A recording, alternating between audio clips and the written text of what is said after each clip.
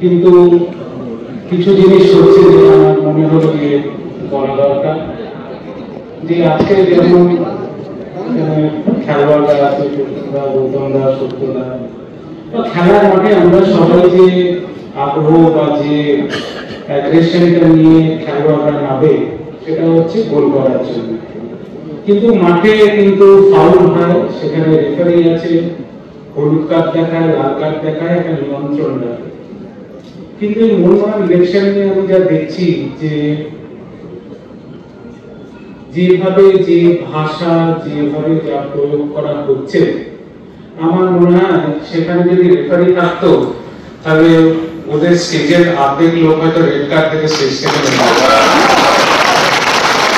তো আমার এটাই, আমি দেবাশিস দাকে একটাই জিনিস বলেছিলাম, আমার সত্যতার সাথে অনেক ছোটবেলাকার সম্পর্ক দেবাশিসদাকে বলেছিলাম যে এই যে আমরা উত্তরীয়টা সবুজ মেদিন গায়ে যখন পড়ে থাকে, গায়ে কাটা দিচ্ছে, যে এমনি ভাষা আমাদের মুখ থেকে বেরোনোর মানে আমরা স্বপ্ন ভাবতে পারি না যে উত্তরীয়টা যদি গায়ে থাকে এমনি ভাষা বেরোতে পারে।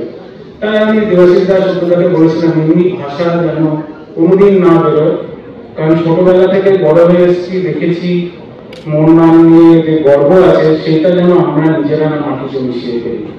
তো সেটা আমার মনে হয় দেবাশিস দাস সত্যতা নিজেদের টিমকে বলে সেটা আমার ধারণা যে উনি ওনারা রক্ষা করতে পেরেছে। আমি আগেও বলেছি যে যে কোনো মোহনবাগান একটা আবেগ, একটা ইনস্টিটিউশন, কোনো ব্যক্তি ইনস্টিটিউশনের থেকে বড় হয় না।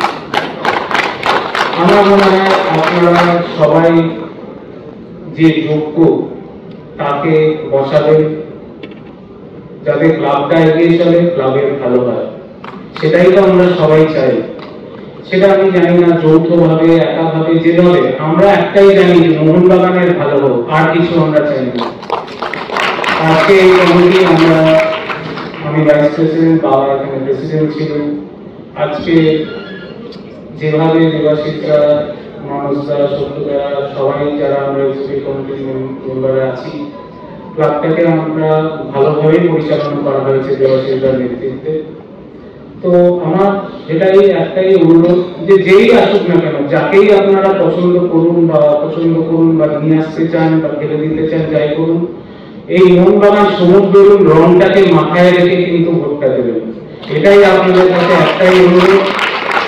আমি অনেকটাই ছোট, কিন্তু ছোট হিসেবে বড় দাদাদের মাঝে মধ্যে যদি উপদেশ দিতে যায় সেটা ভাবে যে ছোটরা জ্ঞান দিচ্ছে, কিন্তু জ্ঞানটাও কিন্তু ছোটদেরও শুনতে হয়। আমরা বড়দেরও শুনি, ছোটদেরও যেমন রেসপেক্ট করতে হয়, বড়দেরও আমরা রেসপেক্ট করি এবং সেই সম্মানটা দেন।